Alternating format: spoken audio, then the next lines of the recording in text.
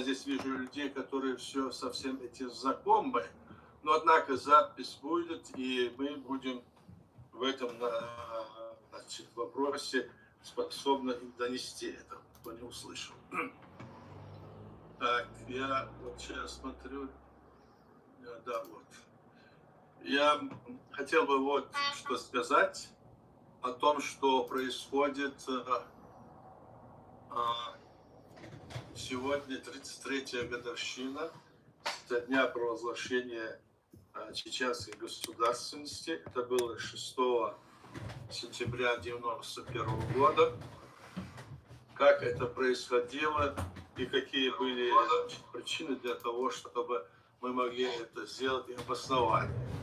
Потому что многие люди в мире и наши друзья, которые живут, скажем, в разных странах, не все знают, что это было, как, и всегда спрашивают: скажите, пожалуйста, какое государство устроено? Мне иногда вот задают такой вопрос: расскажите, как и какое государство устроено. Но для начала я скажу, что сразу, что мы строили государство, которое называлось суверенное и независимое демократическое правовое государство. И с этого пути мы не отходили и не отошли. До сегодняшнего дня наше государство, ее легитимная власть в усеченной форме, потому что оккупированная страна, она, значит, продолжает действовать в рамках этой конституции и ведет работу по всему миру, насколько возможно, с разными странами, общественными, политическими движениями. А причина того, что и основа того, что мы создали свое государство и провозгласили, была одна. То, что Советский Союз в 1991 году был разрушен, развален, а в этой стране, Советской империи, к тому времени, момента его развала, было уже 32, до его развала было 32 союзные республики. Мало кто об этом говорит, особенно Москва молчит об этом. Почему это так случилось и что было, почему 32, почему не 35, если прибавить 20, то вопрос в том, что 3 республики балтийские Советский Союз признал независимыми государствами, а остальные республики, которые оставались, это бывшие автономные республики и союзные республики, их было 15, стало 12, и поэтому стало 32 республики со статусом союз республик. А при развале Советского Союза, значит, все эти законы, все эти принятые решения в составе СССР, они как бы исключались, все больше они не могли быть применимы в этой ситуации, они не могли быть применимы, и поэтому 32 республики, которые вышли из Советского Союза, имели право создания своего государства. Как это происходило? Происходило это, надо вернуться назад в период Советского Союза, когда Советский Союз в 90-м году, в апреле месяце, принял 3 закона, которым приравнял союзные республики с автономными, а до этого Советский Союз признал свои союзные государства, социалистические государства Восточной Европы, признал независимым государством, значит, отказался от Варшавского договора, который там военный блок отказался. И главным образом это происходило потому, что Советский Союз оказался в тот период до, скажем, этих генеральных секретарей, до Горбачева, оказался в ситуации, когда они не могли ничего решать, и в стране чуть ли не настал голод, не было хлеба, не было предметов первой необходимости, в магазинах стояли очереди, мы можем это наблюдать картинках, везде это видно, и тогда мы, кто живы, знали это. И вот в такой ситуации не знали, что делать, и даже люди думали, что же происходит, что это за страна, которая победила, скажем, во Второй мировой войне, как они говорили, и вдруг через 25 лет вот такая ситуация. Дело в том, что когда Советский Союз и после окончания Второй мировой войны принимал современное международное право, вот здесь меня просит слово, просит Гарри Табах, я так понимаю, просит слово, да? Пожалуйста, Да. я приостановлюсь, если у него там срочное. Пожалуйста, Гарри, где вы? Да, я сейчас нахожусь в Киеве. Я очень рад видеть столько знакомых имен и друзей. Элхан, салам алейкум, мой дорогой профессор. И к сожалению, сейчас нету света в Киеве. И поэтому интернет работает очень-очень плохо. Но я хочу поздравить всех войнахов, всех моих друзей, особенно Аслана с независимостью Ичкерии.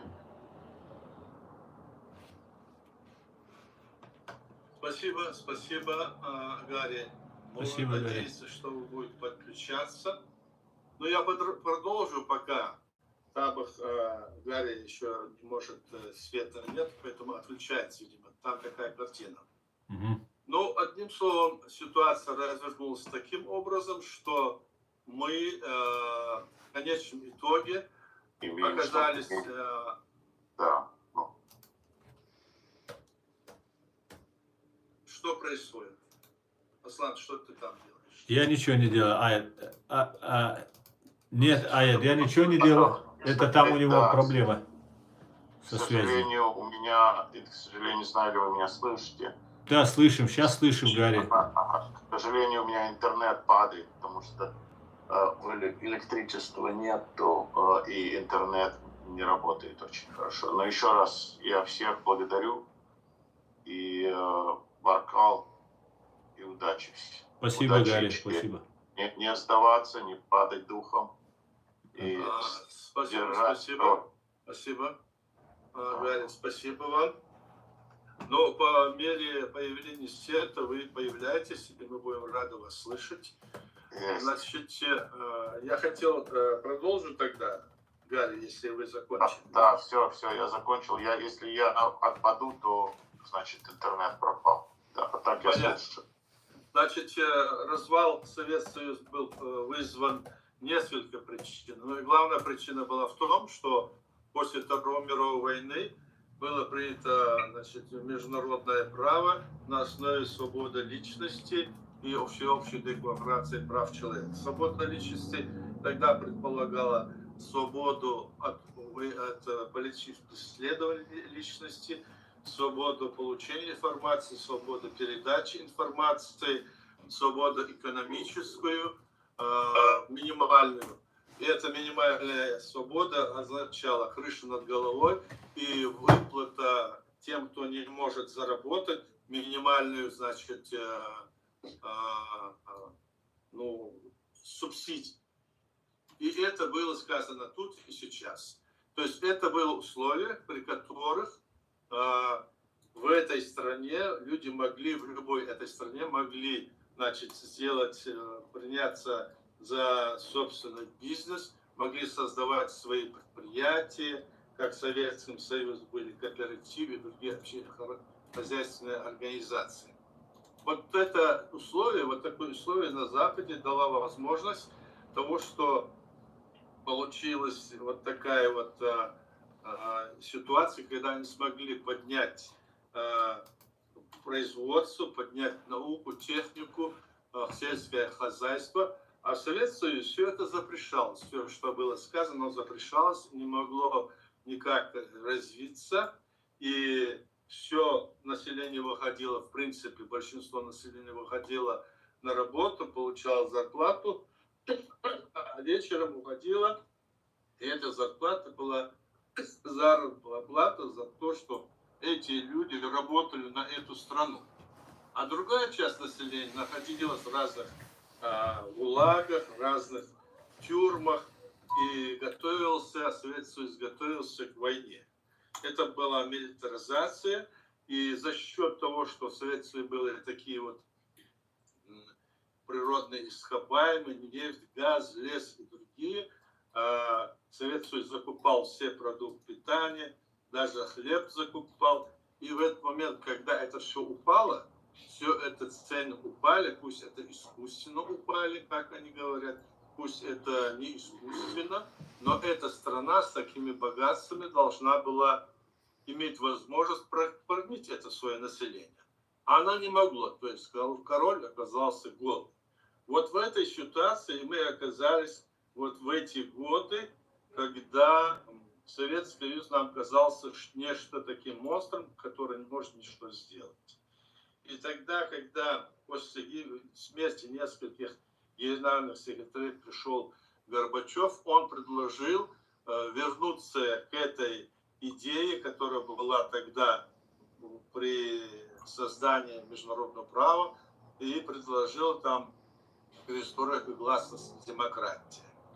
Против этой демократии, этой лозунга выступило его окружение. Они создали ГКЧП, это путь, на котором они начали спекулировать и предлагали вернуться вновь к советскому принципу существования. Хотя ситуация была такая тяжелая. Однако народ, который уже получил какие-то возможности делать кооперативы, что-то зарабатывать, этот народ вышел на площади в Москве, и фактически этот ГКПЧ стер с лица земли. В это время подключилась другая группа этих имперцев во главе с Ельциным. И они в защиту якобы народа приняли на себя все обязательства, сказали, что мы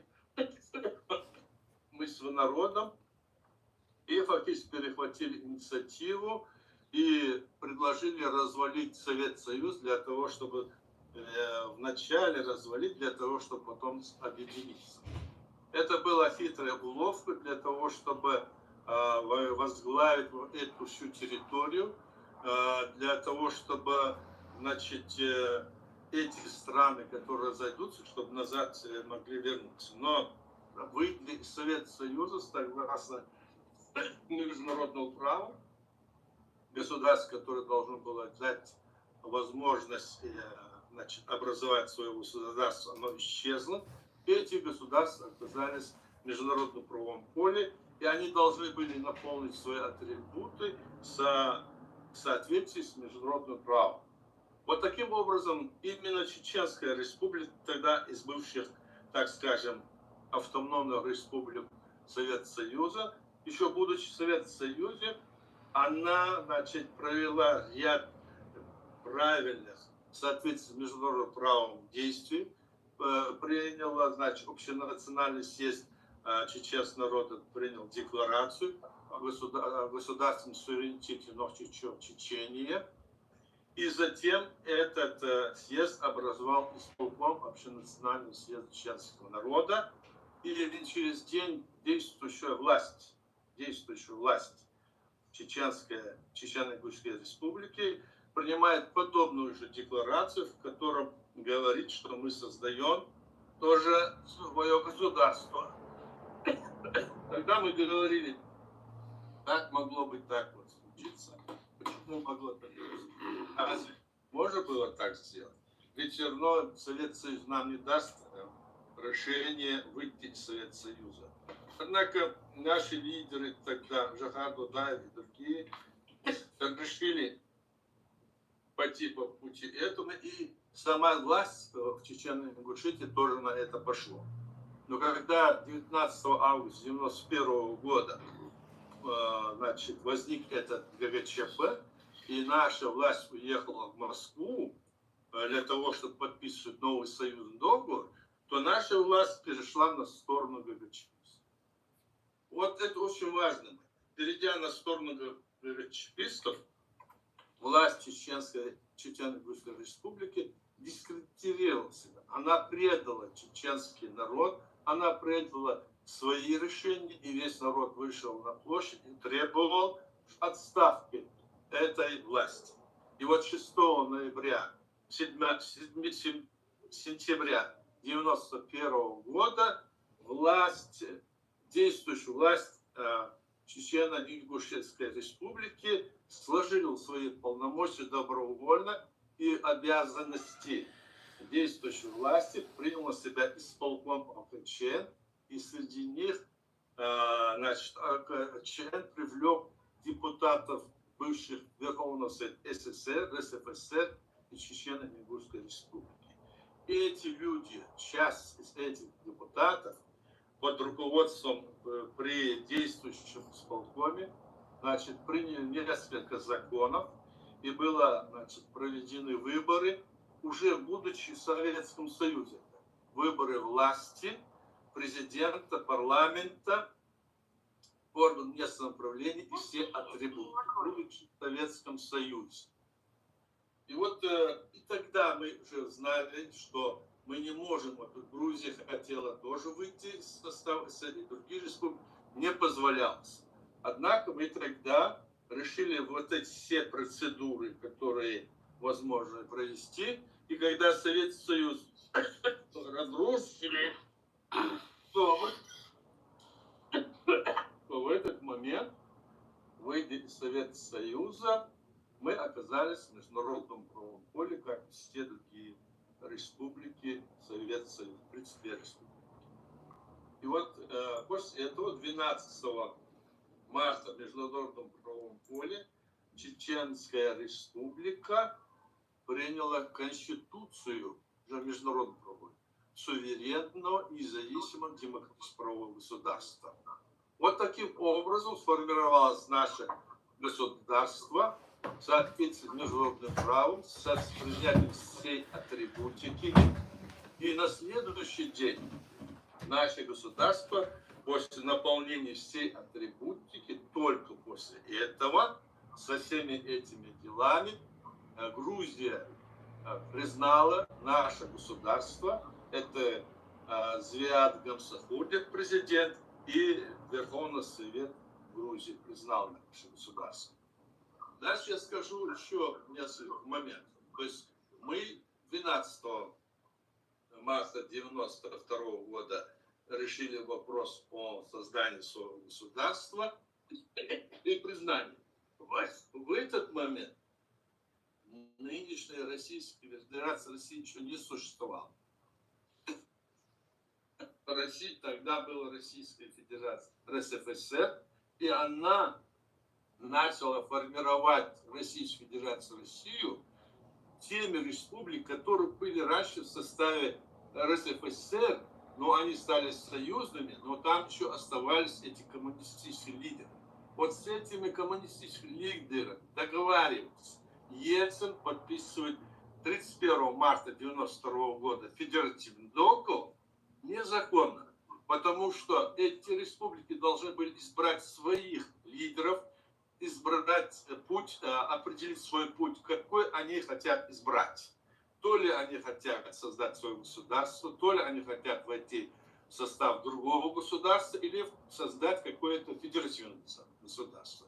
Не позволив им это сделать, Ельцин и его окружение, подписал с ними федеративный договор незаконно и образовала Российскую Федерацию России, которая сегодня так называется, и 31 марта 1992 года это началось.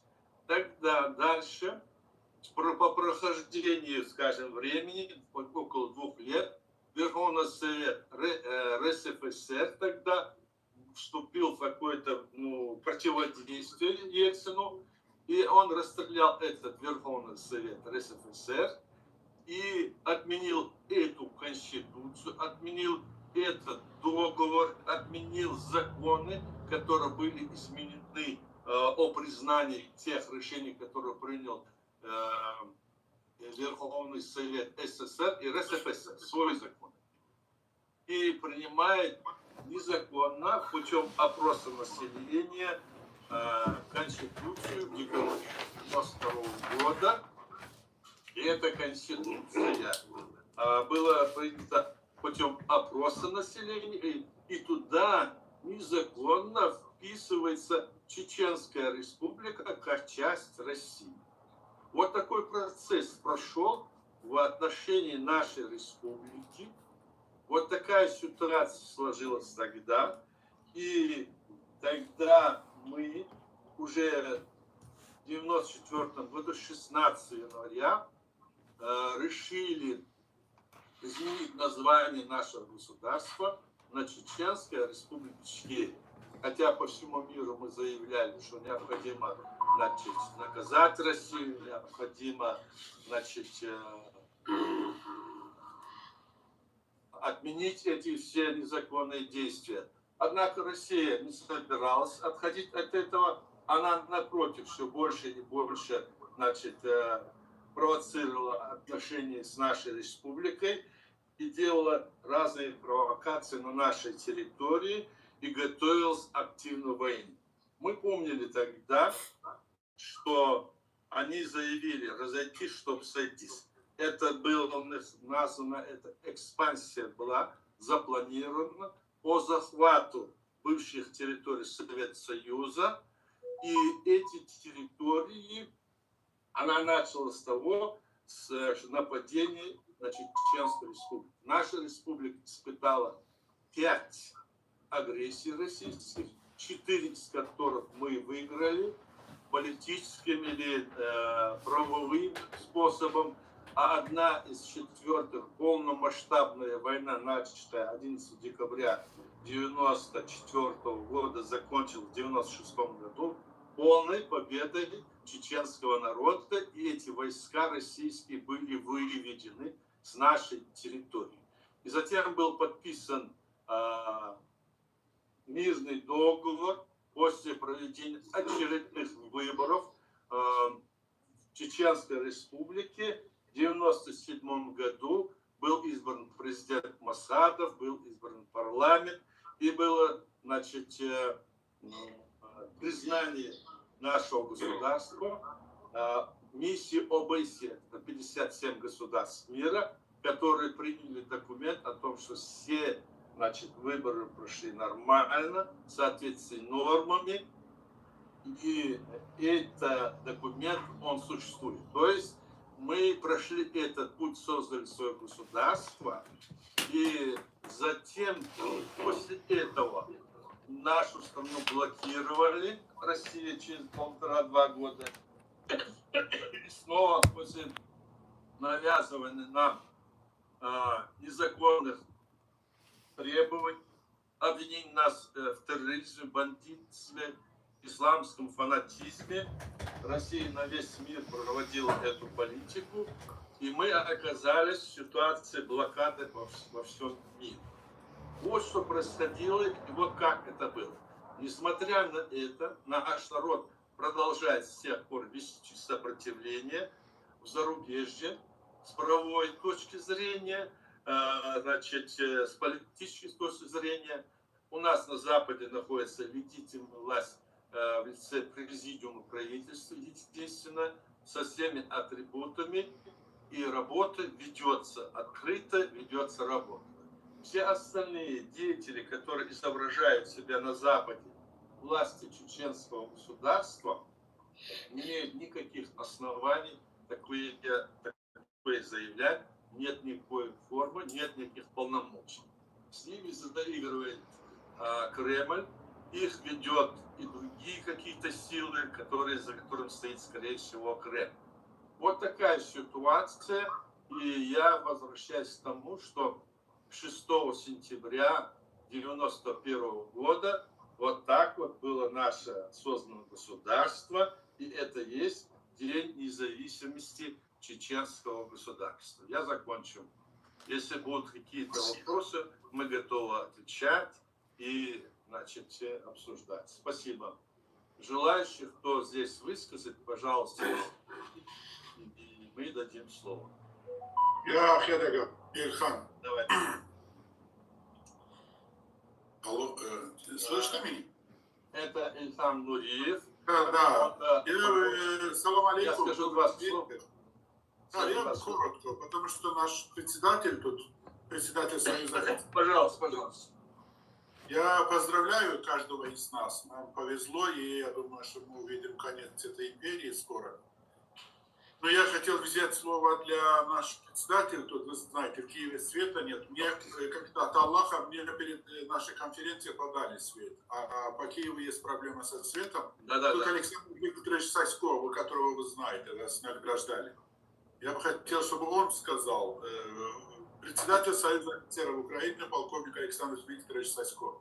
Он тут и написал, что вместе до победы. Да. Александр Викторович, слышите? Не хочу. Александр Викторович. Раз.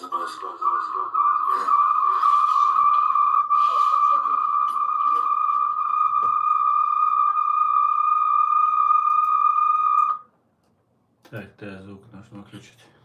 Значит, тогда, если я взял слово, я рад и счастлив, что иметь таких друзей, побратимов, товарищей по борьбе против империализма. Я думаю, что пан председатель, пан Голова скажет свое слово. Я от Союза офицеров Украины, от журналистского батальона поздравляю каждого человека, для которого свобода выше всего. И для меня соратники Джохара Мусаевича Дудаева, рыцаря свободы, который есть символом Кавказа, одним из символов стал Кавказа.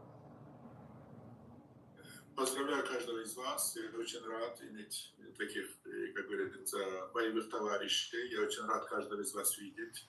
Будем двигаться дальше. В этом смысле украинская армия делает успехи. И мы скоро, даст Бог, мы вернем то, что вы, каждый из вас присутствовал при этом. Я знаю как бы историю каждого из вас.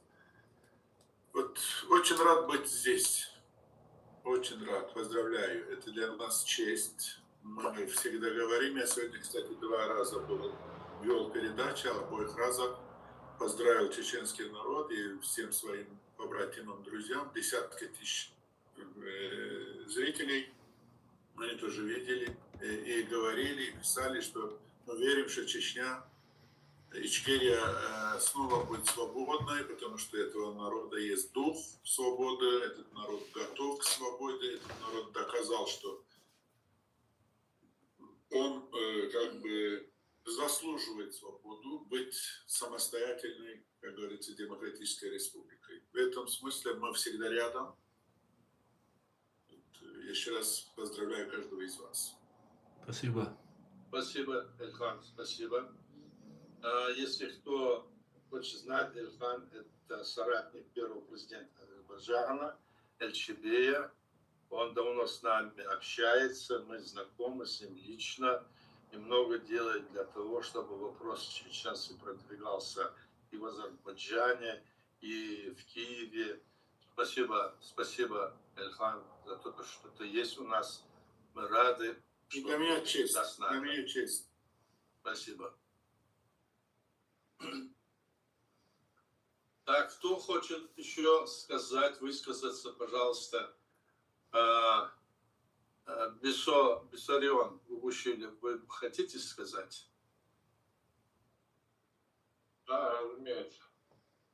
Извините, Бессарион. Бессарион – это премьер-министр при президенте Зиаде Гамсахурде Грузии. Очень умный, очень толковый политический деятель. Он очень много делал для своей страны и делал и для нашей республики. Поэтому мы всегда с ним общаемся. Он много чего знает по всем проблемам Кавказа и в частности, конечно, по Чеченской республике и Грузии. Пожалуйста. В первую очередь я всех поздравляю с Днем Независимости. Спасибо. Желаю всем еще раз вкусить это, что такое независимая страна. Я был в Чечне при независимости, и это оставило на меня неизгладимое впечатление. Первое, что я помню в течение тех полутора лет, которые я провел в Чечне, и вот когда вот пошел разговор о независимости, вот в первую очередь, что на меня нахлынуло, это воспоминание о том, что каждое утро и каждую ночь телевидение начиналось с гимна Ичкерии и кончалось гимном Ичкерии. Это такая приятная музыка, она такая душу так гладила и ласкала. Вот первое вот это вот впечатление у меня вот такое. Ну, дальше я несколько тезисов написал, я там быстренько пройду по этим тезисам, чтобы ваше время и время слушателей долго не занимать. Вот во время моего всего там пробытия в Чечне я что заметил? То, что идея независимости, или как и тогда часто называли суверенитета, была исключительно популярна среди всего населения. Это была такая общенациональная идея. Мне приходилось встречаться с большим количеством людей всех возрастов, и особенно с пожилыми людьми. И общее мнение этих старейшин много-много раз это повторялось. Можно охарактеризовать такой фразой: будет идеально, если мы приобретем независимость малой крови. Вот эти слова мне очень запомнились. Это много раз повторяли разные люди. Это, с одной стороны, решимость бороться за независимость. И второе, надежда на то, что она будет достигнута относительно легко. В общем, сплоченность всего чеченского народа вокруг идеи независимости была исключительно высока. В общем, идея была всенародной. Это была всенародная идея. Сейчас вот как будто стараются это забыть, как будто это отдельная группа людей или там клика какая-то это пропагандировала и вела это независимость. Но это была идея народа. Следующее, что хочется отметить, что идея независимости на словах декларировала даже значительная часть прокремлевской политической оппозиции. Я говорю о чеченской оппозиции политической, которая там 4 или 5 путчей устроила. На словах они, что, зная, что народ хочет независимости, на словах они не отказывались от независимости. Они делали вид, что они не против независимости, а против диктатора Дудаева. Это очень важно, я думаю, потому что вот это показывает, что вот насколько популярна была идея независимости. Дальше следующее. На словах вот господин Иса вот говорил про Ельцина.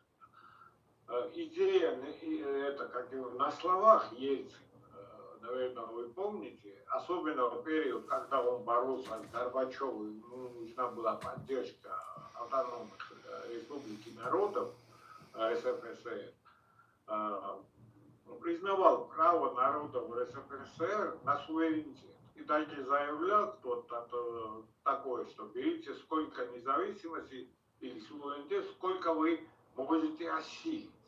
То есть этот импульс шел из Кремля.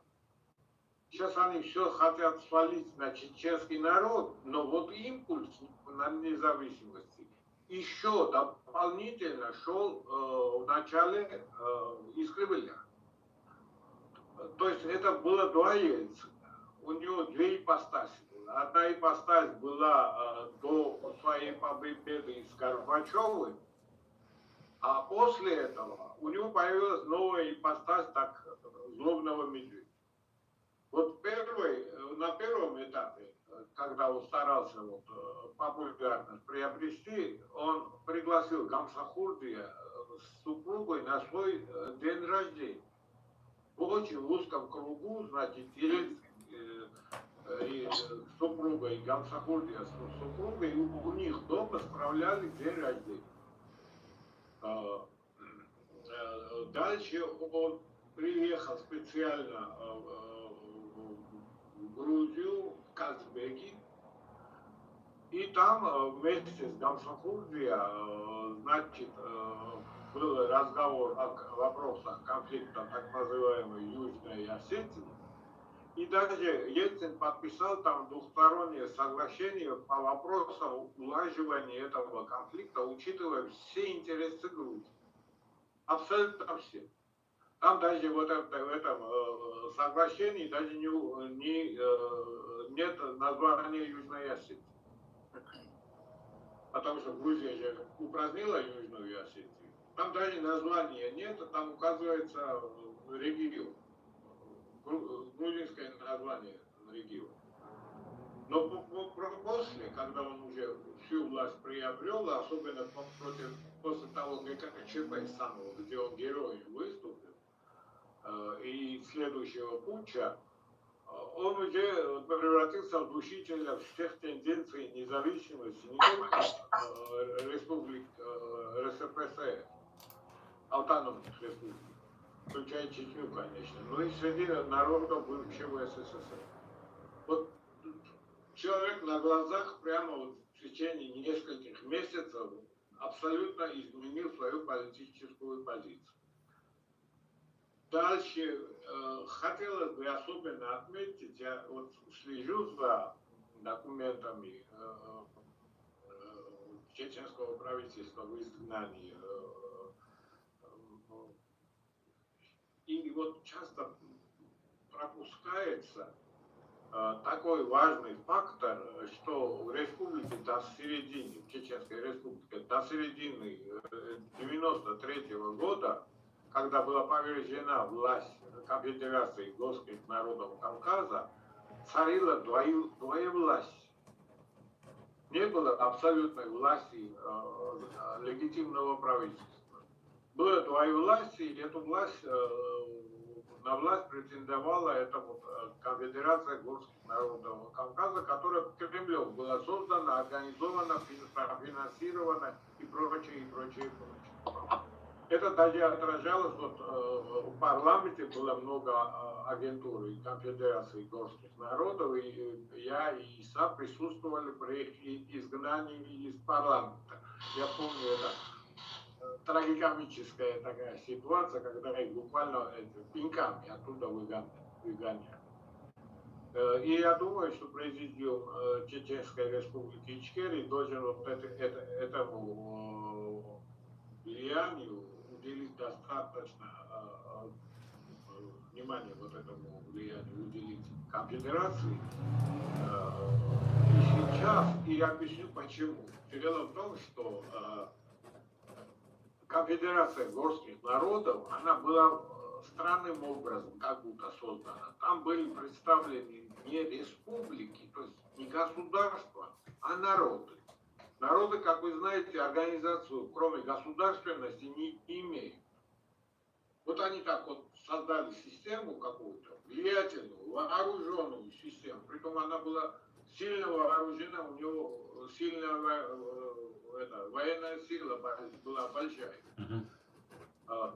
Из какой-то вот системы народов Кавказа. Вот как эти народы были представлены, там, это вот неизвестно. Какие-то люди, агентура Москвы называлась и выступала от имени всего народа. Без голосования, без выбора, без всего. И я почему этому хочу уделить вот такое влияние, ваше время я забрал из-за этого вопроса, что не исключаю я, что сейчас вот в таком же аспекте, то есть не в национальном аспекте, что представлен, допустим, народ Чечни, даже сегодняшний Чечни, сегодняшний, который там существует, или сегодняшних Дагестана, или каких-то. Но большое влияние приобретают вот такие же системы, на этот раз основанные на религии, религиозные какие-то организации, общекавказские и прочие образуются. Я не исключаю, что вот как конфедерация горских народов была создана на не национальных, то есть национальном в смысле государственных, не на государственности было основано. Это было не объединение каких-то государств, даже, скажем, входящих в Российскую Федерацию. Официально тогда они автономными считались. Официально они были как будто государства, которые были объединены в РСФСР. Не государства были представлены, а народы. А сейчас вот создаются какие-то системы, где представлены тоже не государства, а религиозные группы. То есть вот это все время старается система отбросить и отодвинуть на задний план аспект государства. Создай что хочешь, пожалуйста, но не такие структуры, которые могут требовать государственности, то есть независимости. Вот таких структур нет. Поэтому, я думаю, стоит это как-то отметить, что вот в течение практически до середины 93-го года в Чечне было двоевластие, и вот эта власть правительства Дудаева и парламента разделяла вот это абсолютно неизвестная, то есть прокремлевская структура, которая называлась Конфедерацией горских народов Кавказа. Документация поэтому много эту конфедерацию создавали специально в Сухуми. И продолжение тоже там мы знаем, что как это продолжалось и кончилось тем, что в Грузии Россия оформила Абхазию. Вот такой аспект. Противовес Конфедерации горских народов, это тоже хочу отметить, как памятка для нас. Противовес Конфедерации Дудаев и Гамсахурдия стали создавать Кавказский дом. Вот как раз в Кавказском доме была задумка, что должны и могут объединяться вот именно независимые республики, хотя бы автономные Кавказ. И не автономные тоже, Азербайджан, Грузия, Армения, Дагестан, Чечня и прочее, и прочее. Ну, конечно, это там времени не было это все создать, и это постепенно стерлось с памяти, но вот эта попытка была. Кавказский дом. И это дело, может быть, и можно будет когда-нибудь возобновить в будущем. Когда-нибудь. Но идея, я думаю, она должна остаться. Это подчеркивалось, что это идея объединения кавказских государств, а не каких-то народов или религиозных групп или чего-то такого. То есть национальностей, в западном понимании, меньше наций, то есть государств. И еще один аспект хочу отметить, то есть, который хорошо проработан в Грузии относительно, и про которую есть и литература, и Запад, кстати, что Запад, боясь развала сперва СССР, а потом РСФСР, и разделение, распространение при этом процессе ядерного оружия всегда поддерживал Кремль. То есть панический Запад боялся, что сперва развал Советского Союза, а потом развал РСФСР может вызвать утечку ядерного оружия или компонентов. Это даже сегодня здесь. Это сегодня, это страх сегодня тоже существует, и вот Запад не очень активно иногда Украине помогает, потому что они не хотят, чтобы в России произошло что-то непредвиденное, развал такой стихийный, когда вот это оружие может попасть в руки террористов. Из 10 тысяч боеголовок и прочих снарядов, этих устройств этого оружия, там чтобы 2-3 пропало, это Вполне возможно. Тем же более есть сейчас тактическое ядерное оружие, это буквально один чемодан. Небольшие, их танки могут стрелять, даже эти снаряды. Вот эти аспекты я хотел бы напомнить. И опять закончить тем, что Грозный в то время, ну если молодые будут смотреть, чтобы это был веселый, такой вольный город, где народ был действительно свободен. Если народ выходил на митинги, на встречу, это не было палкой и насилием. Это у них душа. Это была, и это был веселый город Грозный, благоустроенный, но все больше и больше благоустроился. И это, я думаю, вот кто был тогда и жил, помнит, это было прекрасное время, которое и каждый день начинался прекрасным гимном и кончался прекрасным гимном. Ну, вот это все, что я хотел бы на сегодня сказать. Спасибо. Спасибо. Спасибо. Спасибо. Спасибо, спасибо. Виссарион, правильное замечание, Спасибо. правильное напоминание. Действительно, Конфедерация народов Кавказа, это была организация КГБшная, это потом было все выявлено. И сегодня эта же организация сейчас действует здесь на Западе, в Турции, в Украине. Его представители со своими пособниками снова ходят по всем этим странам и пытаются свою политику проводить. И здесь на Западе, правильно отмечено, есть эти поползновения и религиозные, и другого толка, называя себя демократами, они на самом деле под этим лозунгом проводят здесь работу. Странно, что эту работу, значит, поддерживают люди, которые находятся в политике в любой стране на Западе, что они их поддерживают, общаются с ними в виде общественной организации. Пока еще, видимо, они не поняли, с кем имеют дело. Но нам всем это понятно, что это за организация, кто этим занимается. Это не новое движение, мы это понимаем. И, конечно, мы это будем отмечать и говорить об этом. Хотя мы и говорили несколько в другом, как говорится, под другим углом, об этом мы говорили. Все равно замечание очень правильно. Спасибо. Спасибо, Сарьон. Кто хочет выступить, пожалуйста, еще. Алла будет на месте? Муса, ты хочешь говорить? Просто я хочу поздравить его. Сохранился он, не постарел. Я его видел, много раз видел, когда связь за мной. Муса Губашвили видел, да, ты? Да. Да, он в последнее время очень много болел.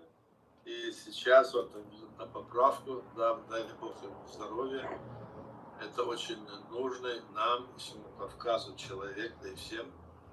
Я надеюсь, что он поправится. И видите, он, хотя был и болен, он пришел к нам и говорит свое мнение. Его мнение для нас очень важно. Алла, вы на месте, да? Так, Да, на месте. Меня слышно? слышно, вас не видно только.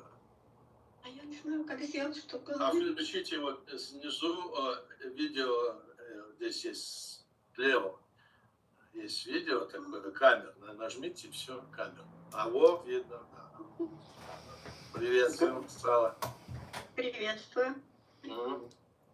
Пожалуйста, Алла. Подойду. Так, чтобы было лучше видно. Вы и так самая красивая, Алла. Что? Самая красивая. Сейчас я покажу вам пейзаж. Вот. Это кто такой? Это пейзаж за окном. Да? Вот она. Ну, что я хочу вам сказать. Меня хорошо слышно. Да, хорошо.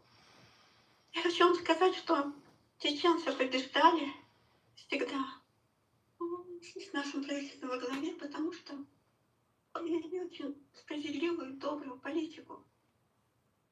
И это было просто удивительно, что такой небольшой народ, как чеченский, вел такую политику против огромной Российской империи. Он покорял сердца своей добротой. То же самое, как в свое время, когда во время Первой русско-чеченской войны, когда русские не хотели воевать, призывники, и их прятали, там тоже женщины, в общем, оставались пленные. Пленных было очень много. И Джихар не разрешал их расстреливать, не разрешал брать за них выкуп. Он тогда сказал, если мы хоть за одного пленного возьмем выкуп, хотя нам деньги очень нужны для того, чтобы мы воевали, наша война за свободу превратится в охоту за людьми. И по призыву нашего правительства пришло 250 матерей в Дазрань, чтобы собрать своих пленных сыновей. И когда они пришли, им дали зеленый свет, и они пошли по воющей Ичкерии и забирали командиров, которые передавали адреса, где содержатся пленные российские сыновья, и отдавали их матерям. То же самое было во время захвата города Грозного, хотя Чеченская республика Ичкерия была оккупирована, но с 6 по 9 марта в Грозный вошли чеченские воины, окружили штабы, базы, не убивая этих призывников и вообще не убивая солдат. Они просто под угрозой уничтожения оказались эти российские базы и штабы. И те, которые там находились, кричали в эфир: не поймите, не поймите, мы еще живы. Хотя по российскому телевидению уже было объявлено, что все убиты. Они кричали в эфир, и российская авиация, которая тогда постоянно бомбила город Грозный и чеченские села и города, они стали их бомбить, и город Грозный был захвачен на 3 дня. Это было где-то с 6 по 9 марта. Мне тогда позвонил и сказал: я тебя поздравляю, я нахожусь в Черноречью, на окраине Грозного, город Грозный захвачен. Потом та же самая операция, уже после гибели Джихара, была принята нашим правительством. Это было в 93-м году, оба варианта, да? Нет, это уже было в 96 году. Вначале в марте, Да. потом 6 августа Шамиль Басаев особенно отличился. Тоже были захвачены базы, штабы, окружены. И тоже, хотя всегда российская авиация бомбила и только пользовались преимуществом в воздухе. У них были танки, бронетранспортеры, самолеты. У них было все. У чеченцев только автоматы, в начале войны гранатометы. И тем не менее народ чеченский побеждал и отдавал пленных, и также не уничтожал эти российские базы и штабы. То есть доброта всегда поражает сердца. И то, что на 3 года было вынуждено российское правительство сделать перемирие, это, я вам скажу, эта победа была чеченцев, была сокрушительной победой. Когда я была позже в Турции, мне сказали: вы даже не знаете, то, что вы сделали, это было настоящим чудом. Огромная Российская империя, 143, по-моему, миллиона человек. И народ чеченский численностью не меньше, не больше миллиона, одержал победу над этой огромной Российской империей зла и насилия, заставил пойти на уступки и одержал победу. Так что я очень горжусь чеченским народом. И самое главное, горжусь его добротой и человечностью, которые на себе испытали пленные российские солдаты, их матери, и даже те, которых они окружили. А российская армия, как всегда, действовала только авиацией и бомбами, которые могли бомбить только с воздуха. Поэтому в свое время Джихар Дудаев послал телеграмму маршалу авиации Деникину: поздравляю с победой в воздухе, встретимся на земле. На земле чеченцы показывали такие масштабы человеческого духа, такое мужество. И не только те, кто воевали. Это было и в Нордосте. И когда был захвачен Кизляр в Первомайске, никогда заложников чеченцы не убивали, не расстреливали, а наоборот охраняли их, рискуя своими жизнями. Вот это, пожалуй, главное, это преимущественно духа, чеченского духа, морали, справедливости. И я поздравляю весь чеченский народ с Днем Независимости сегодня, 6 августа. Сентября. 6 сентября, извиняюсь. И прошу присоединиться всех к моей гордости за чеченский народ и за его моральный дух. Спасибо вам большое. Спасибо, Алла. Спасибо, Алла. А вы кормили еще пленных? Конечно, да. Конечно. Хорошо. Кормили. Никуда не денешься.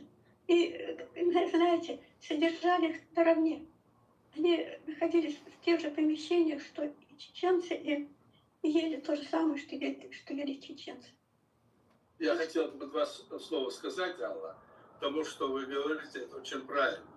Но потом российская власть стала применять, значит, методы убийства разных пленных, где-то там убийства, взрывы, и все это переводить стрелки на чеченский народ. Мы искали, выявляли, кто они такие. Оказалось, что их держали в Москве, запрашивали их, и их нам не отдавала Москва, молчала молча. То есть их провокаторы делали это, потом это все переводили, обвинения на наш народ. Помните? Да, конечно, я хочу добавить о Второй русско-чеченской войне. Да. Когда на почве ислама народ был расколот. И, конечно, тогда, во-первых, Путин взорвал дома в Москве и объявил чеченцев террористами, которые взорвали эти дома в Москве, чем вызвал ненависть российского народа против чеченцев. И когда шла война, на территории Чеченской Республики Ичкерия работало более 50 концентрационных лагерей смерти, в которых пытали чеченцев, насиловали, уничтожали и продавали не только тела, ведь не только раненых, даже их тела, их родных. Это была уже запредельная жестокость, в отличие от той доброты и справедливости чеченского народа в Первую войну. Во Вторую войну Российская империя показала весь свой хищный оскал. И мне очень жаль, что в результате этой жестокости и убийств, наверное, эти генералы исполнили то, что было задумано. То есть уничтожили главный потенциал, уничтожили лучших воинов. Как они мечтали, остались одни юбки. Поэтому сейчас пришел к власти Кадыров, и все, кто с ним вместе, сейчас идут в проспекте Свободы и скандируют «Ахмед силы». Это люди, которые уже, это молодежь, которая выросла во время этих войн, наверное, много не поняли. Им стурманила голову российская пропаганда и те огромные деньги, которые Кремль отпускает Кадырову. Но Россия сама уже дышит на ладан. Она обязательно распадется, как говорил Жахар в свое время, что 50 лет, через 50 лет сказал, что эта война будет затихать, потом будут быть другие конфликты. Потом Украина еще сказал, схлестнется с Россией, он сказал Грузия, и другие страны. И, в общем, растянется 50 лет, пока эта Российская империя распадется. Ну, 303 года уже прошло, а Российская империя распадется сама. Я думаю, что нам сейчас надо только подождать, потому что она сама уничтожает себя войной в Украине. И пожелать украинскому народу победы, который, конечно, он заслуживает, потому что на фронтах с Россией гибнут лучшие украинские сыновья. И когда я вижу когда я вижу кладбище, украинские кладбища с украинским флагом желто-синим, целое море этих флагов, у меня замирает сердце, и мне очень жаль этих прекрасных украинских юношей и девушек. Но Украина обязательно победит, потому что 43 миллиона украинцев — это не миллион чеченцев, это гораздо больше. Так что Российская империя обречена, последняя империя в мире обречена на поражение. Нас всех ждет светлое будущее, и наших детей, и внуков. И когда исчезнет последняя империя в мире, мир наконец-то вздохнет свободно, и будет огромный праздник радости. С чем я вас и поздравляю. С сегодняшним праздником Дня независимости. Большое спасибо. Спасибо, Алла. Спасибо большое. Спасибо, Алла. А кто Спасибо. хочет еще выступить?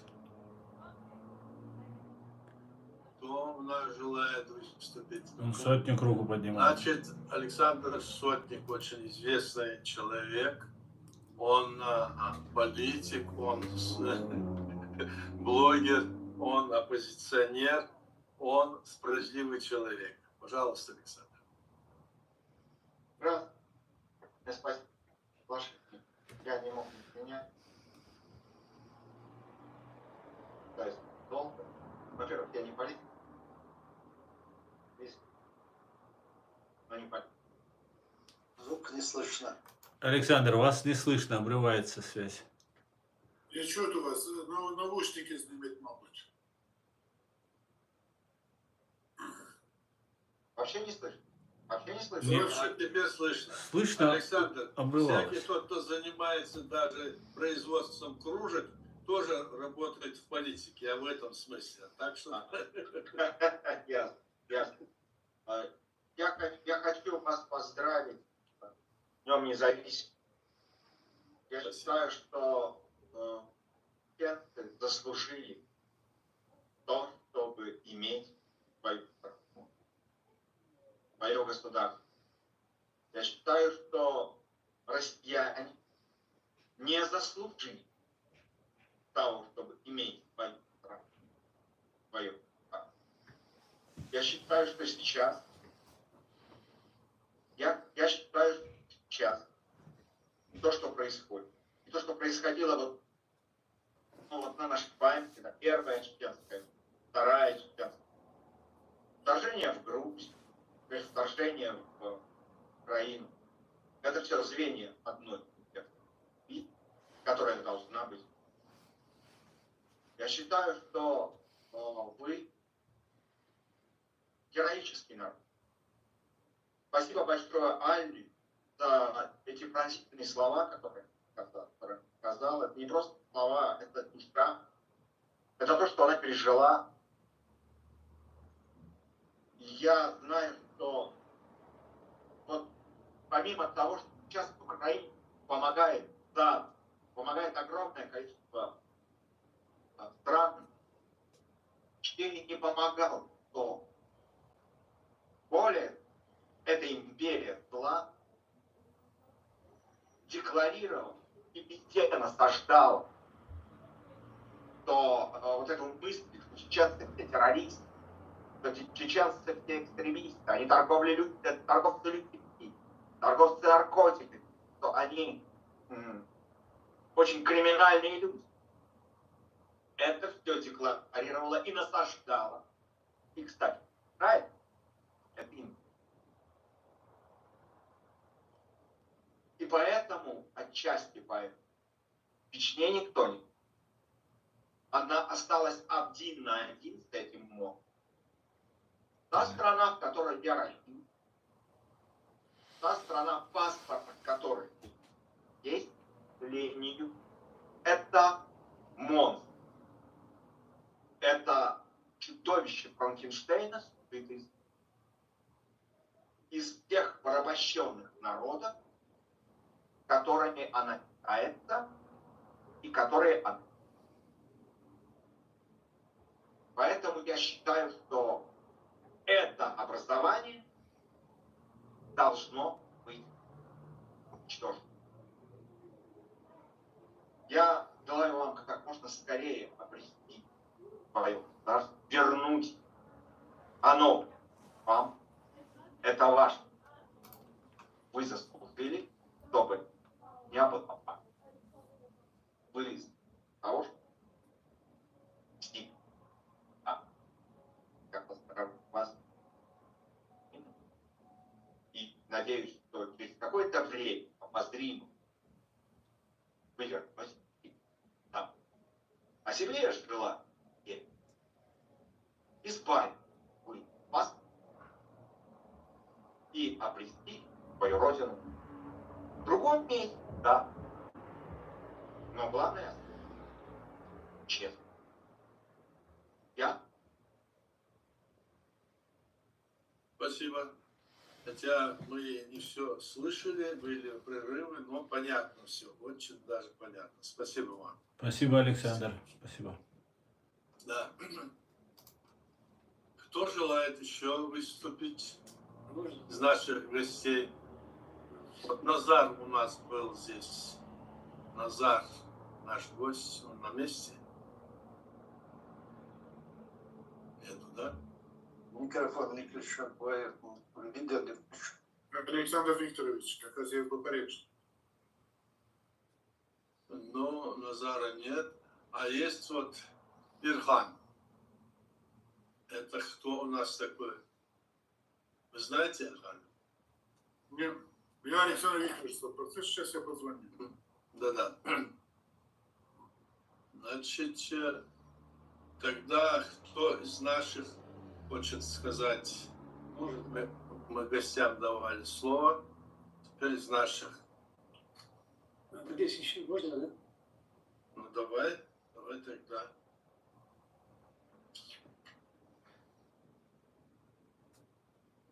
Самое главное, что у нас есть этот праздник. 30 лет независимости. Чеченская республика Ичкерия, она есть. Осталось только справедливость добиться. Иногда, может быть, и войной за свободу. Мы сейчас смотрим, как Украина сейчас воюет. Мы тоже готовы будем. Придет время. Второе тысячелетие закончилось лозунгом «Свобода или смерть». Сегодня, в третьем тысячелетии, изменился лозунг. Он стал «Демократия или рабство». Потому что на самом деле мы сейчас в средневековье попали. Это феодальные отношения. Вот я сейчас просто исторический опыт, который был. Моисей 40 лет водил евреев по пустыне, чтобы умер последний из тех, кто рожден был в рабстве в Египте. Мы же тоже рождены были в рабстве в Ассирии. Вот сейчас такая ситуация интересная сложилась. Мы, как хотим всегда, чтобы было все хорошо, и надеемся. У нас есть хорошие примеры, когда канцлер ФРГ Вилли Брандт в 70-м году посетил памятник героям Варшавского гетто. Когда положил цветы, он неожиданно встал на колени перед монументом.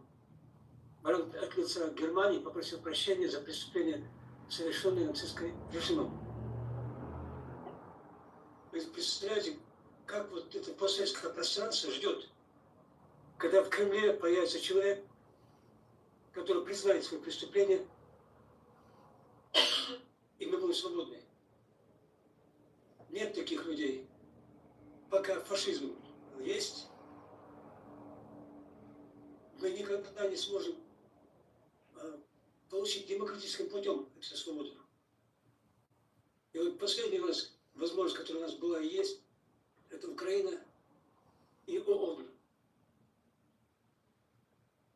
Если Украина имеет право принимать какое-либо государство, его пожелание, соответствующее международному праву о том, чтобы начать Нюрнбергский процесс 2, так как Нюрнбергский процесс первый не решил вопросы, которые сегодня превратились в войны, которые ведет Россия, которая является одним из решающих голосов в ООН.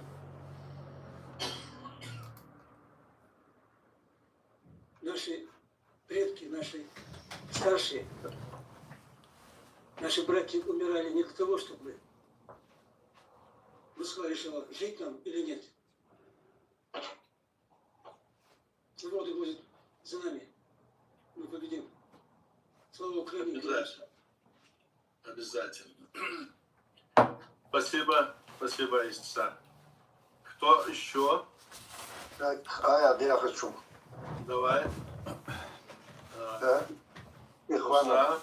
Мухаммед, он наш посол в Берлине, наш один из главных воинов. Пожалуйста, давай, политик. Я Ихванов хочу поговорить. Ихван его зовут так же? Да. Этот у меня друг был. Этот ранили его, когда с Радуя он ехал куда-то, и ранили его, в общем. Но он живой. Я был в Баку уж, когда сюда ехал. И мне сказали, что он живой, нормально все. Вот с Азербайджана были 18 парней было, в общем, первую войну в Чечне. И они были все с Шамилем Басаевым, всем. В их подразделение я часто ходил туда, встречался с Шамилем Басаевым, поэтому я видел там. Ну, ребята хорошие были. Поэтому, в общем, ну, в любом случае, я друга найду. Найдешь обязательно. Это, наверное, Рушан Бадалов. Это был Абу. Какое-то ему еще имя дали. Шамиль же раньше приезжал в Карабахской войне. Шамиль же приезжал с чеченцами первую, ну как бы в самом начале войны. Да. Они там и познакомились, потом эти поехали туда, как бы сказать, эти ребята. Да. Так, что дальше у нас вот гости есть. Еще вот кто у нас здесь из гостей? Вот. Ахедага. Да? Тут Назарит, там света нет. Это председатель нашей организации Союз офицеров Украины Александр Викторович. Ну, я понимаю. Да, он 2 текста тут написал, где месседж, где сообщение. Он написал, что такое понял Аллах. При поддержке всех народов мы обязательно победим. В наших рядах 1000 воинов иностранного легиона, мы их помним. Челюсти Московской империи ослаблены.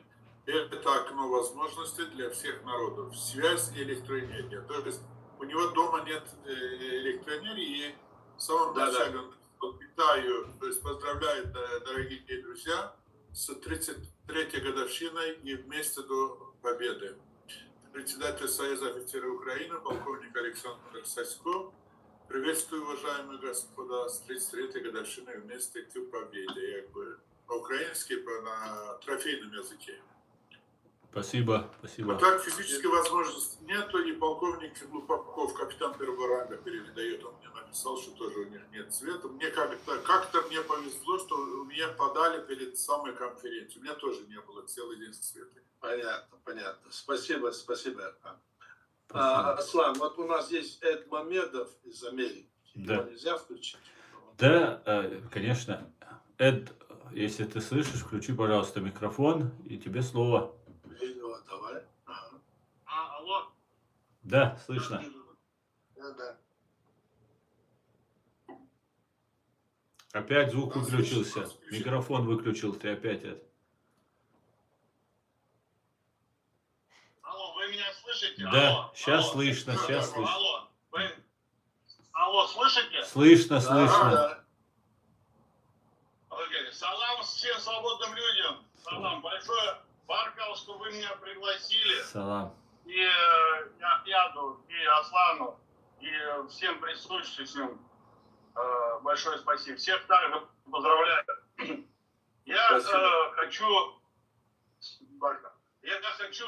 если я, может быть, что-то неправильно понял, чтобы вы мне пояснили. Давайте я еврей по матери, гражданин Америки, неоднократно уже писал и пишу запросы нашему правительству для того, чтобы признали независимость Ичкерии.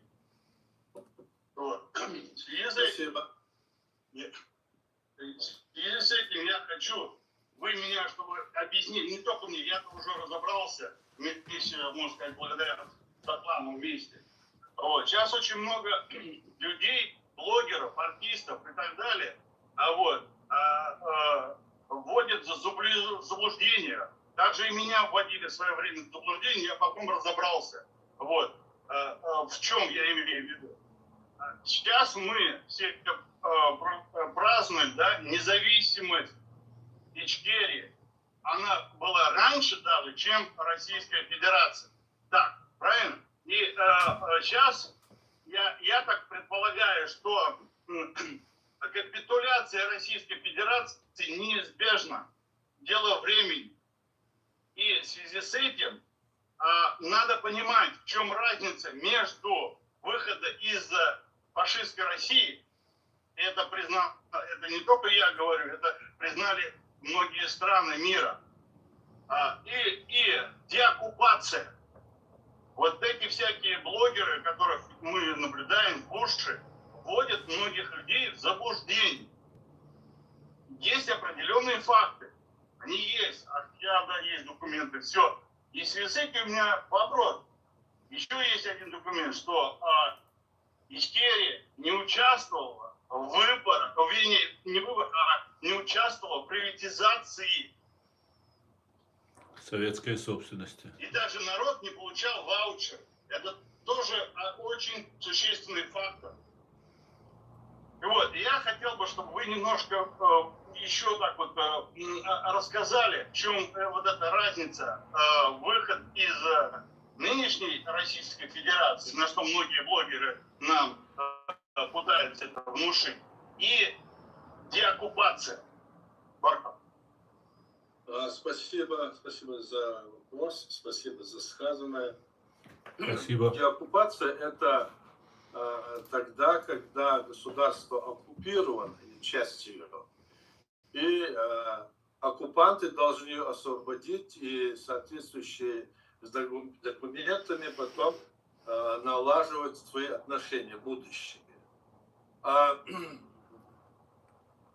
Как вы сказали, значит, выход из состава России или любой страны, сегодняшней Российской Федерации, это означает, что мы являемся частью этой России и что оттуда мы хотим выйти. Нам выходить нет необходимости из Российской Федерации России, так как мы вышли из состава СССР. Когда он развалился, и после его развала мы, значит, приняли свою конституцию в международном правовом поле 12 марта 1992 года, а 13 марта Грузия признала нашу страну, член Организации Объединенных Наций. А теперь мы знаем, что и вот 22 октября прошлого года, 22 года, 18 октября, нашу страну признала и Украина как оккупированную страну и осудила геноцид чеченского народа. Поэтому вот разница в этом.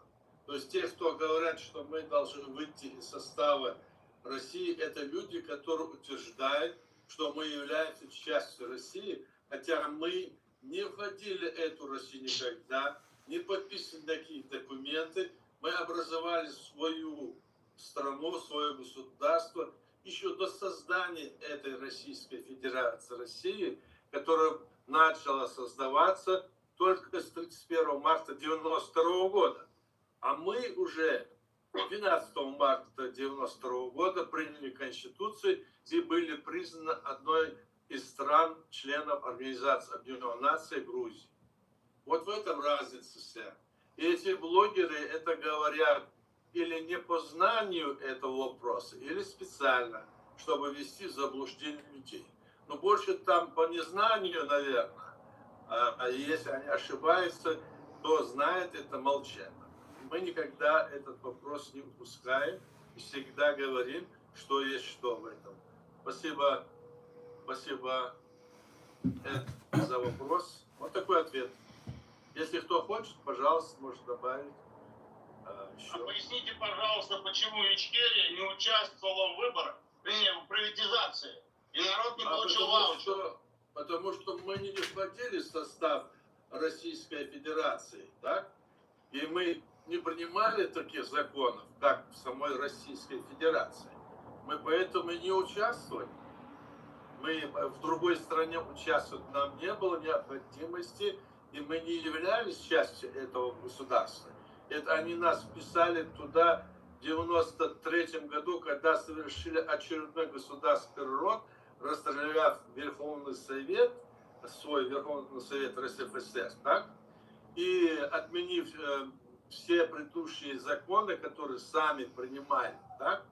И в новой конституции, которую они приняли, туда вписали Чеченскую республику, как будто на часть России. Это как, знаете, вписать в свою конституцию Америку или вписать там Францию. Я говорю, с правовой точки зрения вот такое нарушение. Вот поэтому мы никакие действия, которые были совершены в России, не принимали ни в приватизации, ни в чем. Вот такая ситуация. Марков. У меня, конечно, много еще много вопросов, но я не хочу занимать что-то время. Я просто хочу подчеркнуть, что вводить многих людей в заблуждение, что выход из Российской Федерации, это означает то, что придется все равно разделять ответственность вместе с Российской Федерацией. Это то есть выплата репараций и так далее тем государствам, которые были признаны, что они их пытались или оккупировали. Поэтому очень важно, я думаю, вот этот момент, что Ичкерия находится в оккупации, для того, чтобы тоже подавать заявку и судить за геноцид и за все те преступления, которые совершила Российская Федерация. Да, это так. Это так. Да, совершенно верно. Аслан, у нас есть, как ты мне говорил, письмо, которое прислал нам американец Пол Глобал, который не смог участвовать, но письмо. Ты вкратце своими словами скажи, Аслан. Может вы, а сейчас у меня у меня в телефоне оно. Или же давайте. Ну, что, о чем он писал, скажи там. Сейчас я только найду его. Да, сейчас, минуту. Одним словом, Пол Глобал прислал письмо, извинился, что не может участвовать в этом. Да. И сейчас Аслан там нам прочтет. Есть желающие другие сказать что-нибудь, пока вот он ищет это письмо важное?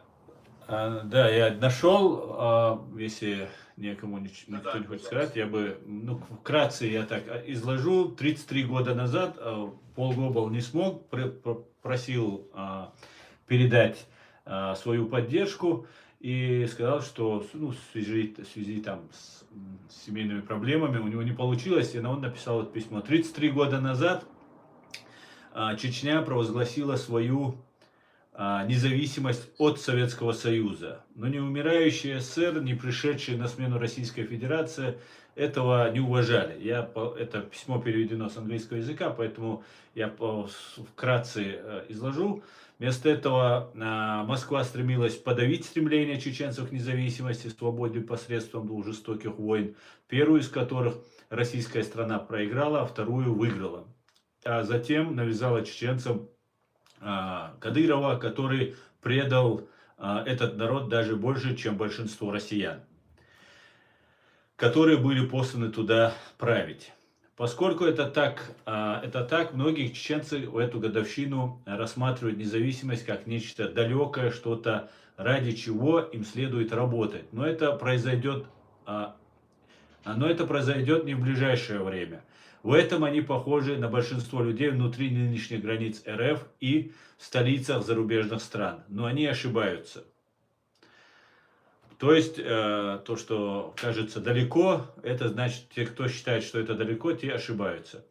Приближающийся конец Российской Федерации будет неожиданным, быстрым, и в первую очередь ему будет противостоять почти все западные страны, которые затем возьмут на себя ответственность за происходящее, как это было в конце советских времен.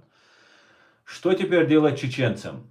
Им следует готовиться к такому ходу событий, организовывать и глубоко обдумывать то, что необходимо сделать не только сейчас, но и в ближайшие месяцы и годы. Им необходимо, то есть нам, обратиться к как можно большему количеству других нероссийских стран, российских регионалистов и западных правительств, которым необходимо увидеть в них тех союзников, которых они захотят иметь. И им необходимо ясно дать понять, что Чечения, на которую надеялись чеченцы и Джохар Дудаев, которого представлял Джохар Дудаев, не имели и не имеют ничего общего с Кадыровым и его путинскими головорезами или исламистами. Я не могу не подчеркнуть, насколько важно отправить это послание миру. Многие во всем мире сейчас ожидают, что Российская Федерация развалится. По словам министра иностранных дел России Сергея Лаврова, около 50 стран хотят, чтобы это произошло. Но вопрос будет в том, кого поддержат эти страны. И эти чеченцы, если чеченцы сегодня снова защитят принципы демократии и свободы, которые сформулировал Дудаев и его союзники, провозгласив независимость от московского государства 33 года назад, они получат поддержку. Но если они позволят другим определять, кто и что такое чеченцы, они и чеченское дело окажутся в беде. Зная многих чеченцев на протяжении многих лет, имея возможность поговорить с президентом Джохаром Дудаевым по телефону, дав показания перед Конгрессом США об истинной природе и целях Чечении и наблюдая за регионом более 40 лет, я уверен, что чеченцы могут делать правильные вещи. Давайте возьмем на себя обязательство, здесь создать, мы скажем это, деоккупировать независимую, демократическую, светскую Чечению до того, как в 2025 году наступит следующая годовщина декларации 1991 года. То есть речь идет не о декларации 25 ноября 90 года, а Дне независимости просто упоминается. Это больше не является недостижимой целью. Это то, ради чего мы все должны работать. Пол Гобл. Да, все. Спасибо. Хорошее письмо. И мне кажется, здесь важен тот момент, что он указывает на то, что необходимо нам работать на Западе, всем нашим гражданам, всем нашим друзьям, в процессе по признанию чеченского государства, чтобы западные государства признали наше суверенное государство в той форме, что оно незаконно оккупировано. Этой работе здесь нам мешают те силы, о которых говорил нам и Бесол Бушвили, о котором говорит и Пол Гобл, и о котором мы говорим сами. Эти люди, которые занимаются этими делами, они должны понимать, что мы работаем в этом направлении, и что их деятельность, если она противоречит основе нашего государства, декларации, конституции, это их деятельность, это против нашего народа чеченского, это в пользу Кремля. Поэтому это делать нельзя. Это мы должны разъяснить. И об этом вот говорят политики, с которыми мы общаемся, международного уровня политики, которые понимают, что есть, что нет. А замыкаться в себе, сидеть и говорить о вещах, которые фактически сейчас никакую роль не играют и не могут какую-то роль сыграть в международном правовом поле, это есть заблуждение. Это должны понимать наши люди, это должны понимать наши граждане, которые находятся на Западе. И те вот организации, которые здесь есть на Западе, я имею в виду чеченские разного рода, и блогеры, и другие, и третьи, какие-то там движения, они должны все понимать, что есть власть чеченского государства, созданного в 1991 году по праву, и которая в очередных выборах была, значит, затверждена в 1997 году как законно избранная власть в очередных выборах на основе нашей Конституции. И теперь говорит, что это государство, оно ушло в прошлое, говорит, что это было неправильно, нужно, значит, убрать там то-то, то-то, Конституция нам не нужна. Эти люди работают против нашего народа, и как раз то, о чем говорит Полгов. Он говорит, если мы позволим этим людям, если мы позволим таким движениям совершить их противоправные действия, они являются в пользу Кремля. Вот об этом он говорит. Я так это понимаю, и наши люди, многие это понимают, и мы призываем этих людей, которые обмануты. Не ведитесь на эти уговоры, на эти, значит, необоснованные, значит, заявления, которые ни в коем случае не играют никакую пользу для нас, только для Кремля полезно такое действие. Вот я так, зная это заявление, я хотел, чтобы Аслан его зачитал, и вы его послышали.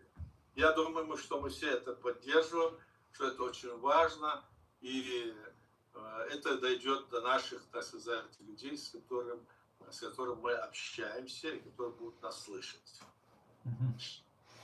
Кто еще хочет? Если никто... Да, пожалуйста. Еще раз, можно Ахедага? Давайте. Да. Во-первых, для меня была честью быть в ваших рядах. Но, как сегодня говорил в Рамштайне 24 министра обороны Америки, господин Ллойд Остин, наступает переломный момент, и успех украинской армии вы каждый день будете слышать о новых успехах. Но у нас сложный вопрос в Грузии. А Грузия — это ворота в Европу. И эти дни, вы знаете, как раз случилась резня грузинов в Абхазии. Вот как раз вторая половина августа, первая половина сентября. Это была страшная трагедия. Мои грузинские друзья передали фильм. Я к чему говорю? Уходя как бы от мобилизации, Россия ввела в Грузии 87 тысяч репродуктивного возраста молодых людей. Они рассчитывают, что 16 октября, когда в Грузии будут парламентские выборы, окончательно, чтобы российские силы пришли к власти. Если, не дай бог, Грузия потеряет или войдет, она уже одной ногой там, то есть власть имеется в виду, не грузинский народ. Вот в этом смысле я бы предложил, что, пожалуйста, давайте днями еще раз проведем. Я приглашу грузинских профессоров, друзей своих из Омского университета.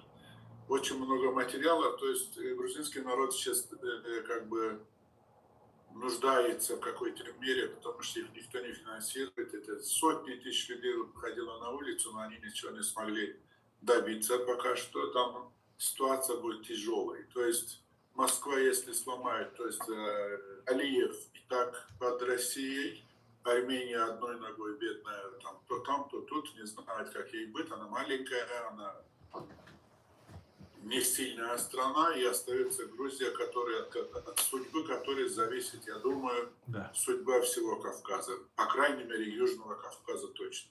В этом смысле я бы просил бы Батона Виссариона, чтобы мы провели по Грузии в ближайшие дни. Мы очень озабочены о том, если упадет Грузия, упадет весь Южный Кавказ. Мы это осознаем. В этом смысле я бы вас просил, дорогие друзья, чтобы мы в ближайшие дни провели еще какую-то конференцию насчет Грузии.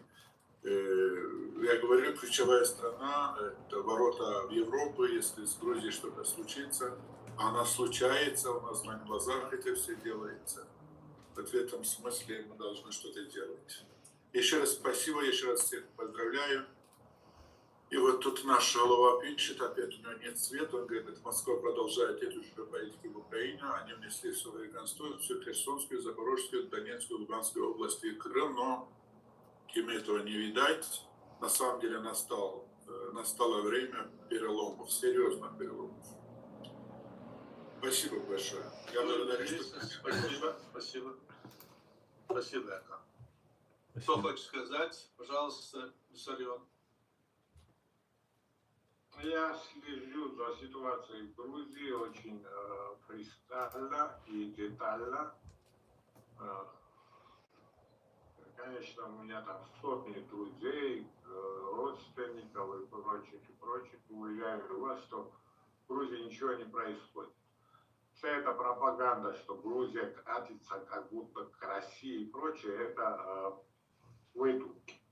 Те же путчисты, которые свергли Зиада Гамсахурди, те же люди, личности, вот распространяют сейчас вот эти слухи. Конечно, я не считаю правительство сегодняшней Грузии легитимным, но оно законно. То есть его избрал народ. Вот в октябре сейчас будут выборы еще, они будут свободны. Более того, Дай Бог, мы желаем этого. они будут свободны, и я уверяю вас, что вот те, которые распространяют эти слухи, которые вы повторили, это враги Грузии. Это профинансированные некоторыми силами на Западе организации. Буквально те организации, которые сейчас в Америке против Трампа борются. Вот эти, то есть там в Грузии, вот можно условно сказать, что правительство Грузии протрамповское, и против нее борются в Америке, что демократами считаются те силы. То есть да, в Грузии отражается та же ситуация, что в Америке. Зеркально, прямо отражается. Не зеркально, а прямо отражается. Как вот Трампа ругают в Америке, что он прорусский, как будто его русский Путин избрал в прошлый раз и сегодня. Вот то же самое повторяется по отношению к Грузии. Правительство Грузии протрамповское. Поэтому демократы, которые сейчас находятся у власти в России, в Америке, ее хотят представить как прорусскую силу. Это не прорусская сила. То есть это мы вот 2 часа потратили на то, что обличаем пропаганду. Это часть вот той же самой пропаганды. Вы, как знаете, Запад неоднороден абсолютно. На Западе разные силы. Есть правые, есть левые, есть националистические, есть Марксисты, да. интернационалистические, есть ЛГБТ пропагандисты. Вот которые силы вы говорили, как будто они прозападные. И вот этот митинги большие, в которых участвовал максимум в один день 40 тысяч человек, а не сотни тысяч. Максимум там самый большой, когда они собрали, этим митингом руководили представители именно ЛГБТ-сообщества. Понимаете, вот трибуна полностью была в руках этих цветных, знаете, их флаг. И притом с Запада приехал муж и жена из Германии, члены парламента, муж и Европарламента, муж и жена, обе по нашим понятиям мужчин. И они вот возглавляли вот эти все движения. То есть против правительства сейчас в Грузии борются те силы, которые во всем мире поддерживают вот это непонятное ЛГБТ-движение. Конечно, в Грузии у них поддержки абсолютно нет. Но в Грузии есть 15 тысяч сотрудников неправительственных организаций, 35 тысяч неправительственных, профинансированных западными странами организаций. Все продемократичные. То есть демократов в смысле вот американских демократов. У этих 15 тысяч от зарплаты, которая не снилась в Грузии вообще, несколько тысяч долларов в месяц. Помножите 15 тысяч на их семьи, и у вас как раз получится 40-45 тысяч человек, которые валялись на улице, простите, в течение прошлых так называемых оппозиционных митингов. Я не сторонник правительства в Грузии, но с другой стороны, они явно в прошлый раз хотели устроить государственный переворот. Вот как они умеют. Я не хочу перечислить страны, в которых эти цветные революции случились, потом через 2-3 года или 5 лет оказались в войне. То есть в Грузии ничего такого, которое вот вы вам, так сказать, внушили, ничего такого не происходит. То есть там выбор между плохим и худшим. Хорошей силы там нет. Есть плохая сила, которая сейчас у власти, есть худшая сила, которая старается вот эту плохую власть. Спасибо, я вас услышал. Можно я вмешаюсь? Алло. Алло, вы меня слышите? Мой микрофон включен или нет? Подождите, минутку, подождите час. Вы закончили? Ой, извиняюсь. Бессо, вы закончили? Да, Бессо сказал закончил. Хорошо, тогда, пожалуйста, давайте, пожалуйста, скажите свой. Я бы хотел вернуться к вопросам Ичкерии. Я понимаю, в Грузии сложная ситуация, но тем не менее Грузия независимая, она свободное государство, и это внутреннее. А у Ичкерии очень тяжелая ситуация, поэтому я бы хотел вернуться к вопросам Ичкерии, если не трудно. Пожалуйста. Я извиняюсь, я вмешался. Пожалуйста. Ну, мы можем здесь рассматривать и эти вопросы касаются не Ичкерии, а того, какая будет, скажем, власть в Америке, если она будет справедливой, если она будет действительно соблюдать те принципы международного права, которые касаются всех народов, всех личностей, это нас устраивает. Какая будет власть в Америке, это тоже такой вопрос, который может отразиться, скажем, и на судьбе и чеченского народа, как и других народов, и Украины, как мы с вами видим. Поэтому мы если вы мне дадите право сказать, я готов высказать свою точку зрения на правах американца, если вы мне пожалуйста, говорите. Я считаю, это мое личное мнение, только при правлении Дональда Трампа Ичкерия получит независимость, как уже об этом говорил Гарри Табор. И у него только хватит этого мужества и воли это сделать. Но мы не против Трампа, мы не против того, что его изберет американский народ. У нас внутри очень тяжелая ситуация, внутри сейчас Америки. Да. У нас есть небольшой хаос, но я думаю, мы с этим разберемся. И мы очень надеемся, что придет Трамп, порядок наведет. Я так тезисно скажу. Я поддерживаю, я за Трампа. Баркала, спасибо. Да. И я думаю, что я бы очень хотел бы вас, София, и Аллу Дудаеву увидеть в овальном кабинете Дональда Трампа.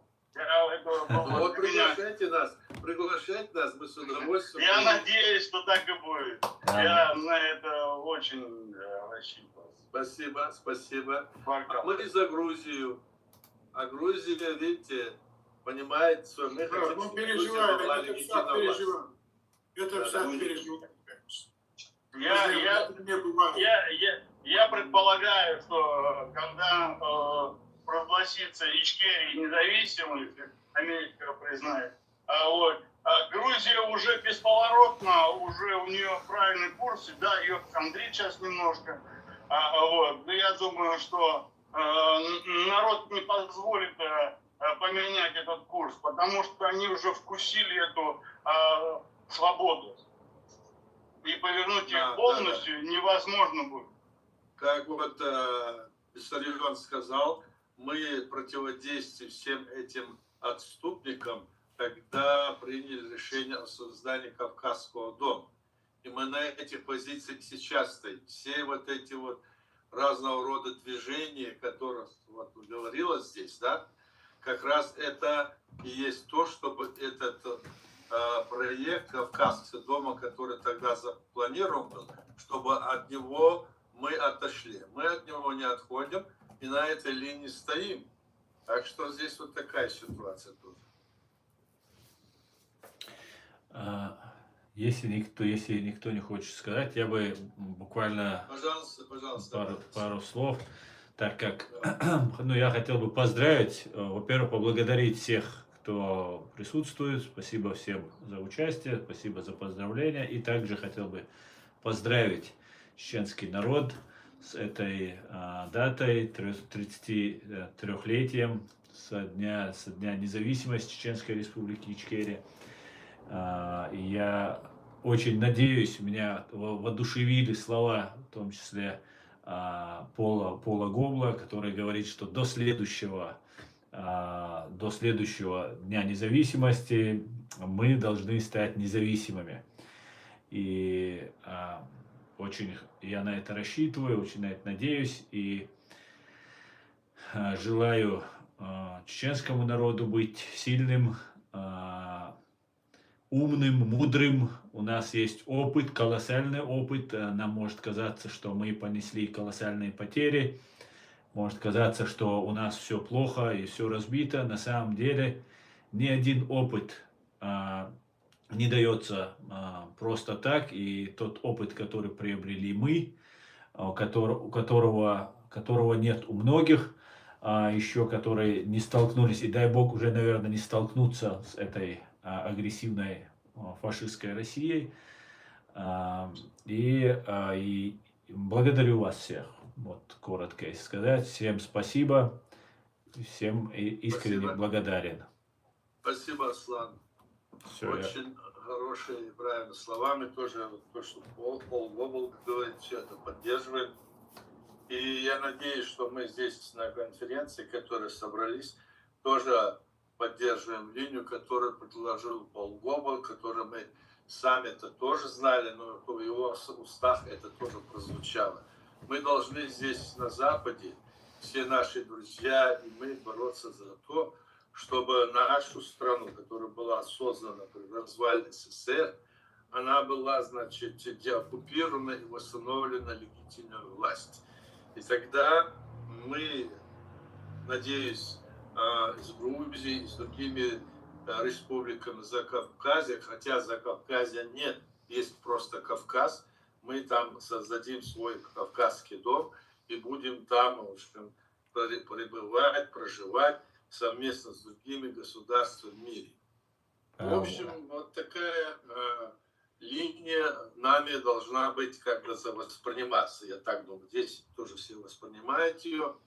И надеюсь, что в нашей конференции, которая сегодня проходит, она покажет всем нашим людям, друзьям, кто будет смотреть нас, что мы вменяемые люди, не какие-нибудь там отщепенцы или какие-нибудь фанатики, как нас рисуют в мире, не были такими. Вот очень точно, ясно о ситуации говорил Виссарион Бугушвили, как было тогда в нашей стране. Об этом говорила и Алла. Об этом мы знаем, сами знаем, кто вот эту всю пропаганду против нас вот так вот распространял и распространяет сегодня. Поэтому с этим мы должны бороться. И я думаю, что наша вот эта конференция, она как раз-таки и будет, значит, опровержением всех тех негативных ярлыков, которые вешают на наш народ, на наше государство. И это принесет обязательно пользу. И в будущем мы тоже будем проводить такие конференции. Мы с этой трибуны поздравляем чеченский народ с Днем независимости чеченского государства, с Днем создания его. И хотя мы сделали специальное заявление на наших сайтах, отсюда мы тоже говорим: держитесь, дорогие братья и сестры, мы не одиноки в этом мире, остальной мир нас понимает и поймет. Но мы сами должны понимать в первую очередь, сами должны двигаться, сами должны шевелиться в правильном направлении. Если мы дадим себя сбить с толку, с рельс, то мы уйдем в сторону. В общем, вот такое мнение. Вот Алла, я вижу, хочет сказать. Пожалуйста, Алла, говорите. Меня слышно? Меня слышно? Слышно. Включайте свое видео. Так, вот сейчас. Минуточку.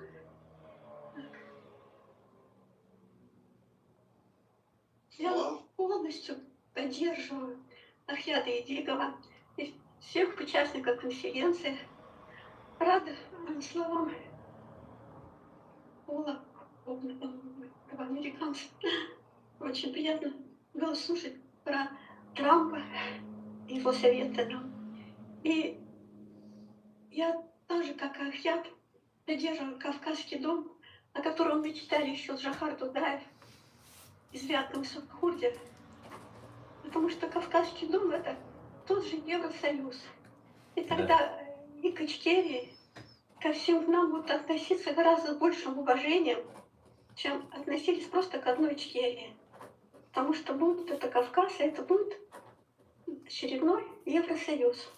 По размерам, по настроениям и по светлому будущему. Спасибо вам всем большое. Было очень приятно вас слушать. И еще раз поздравляю чеченский народ с праздником независимости. Спасибо. Спасибо. Кто желает еще выступить? Марка. Есть желающие? Да, я тоже буквально два слова сказать. Я также, Пожалуйста, Аслан, пожалуйста. я также поддерживаю Идигова, Трампа и еще раз и всех вас присутствующих. Просто решил добавить. Хорошо. Есть еще? Так, мы исчерпали всю нашу, так сказать, тему. Или есть кто хочет сказать? Алла, вы хотите сказать? Нет, не хочу. Да?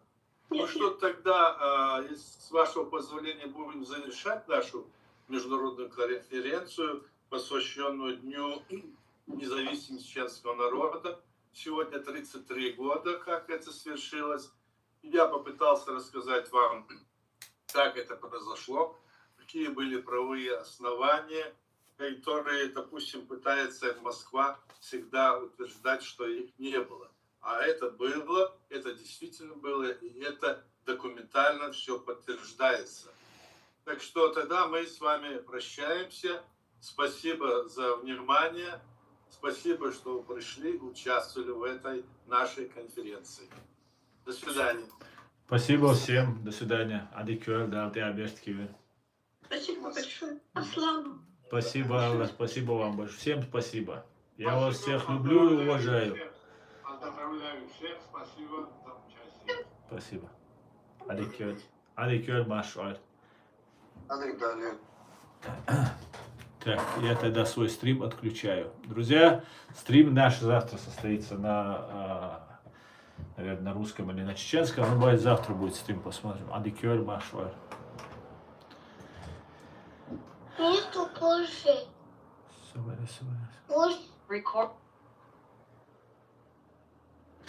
Так, я домой еще ревать.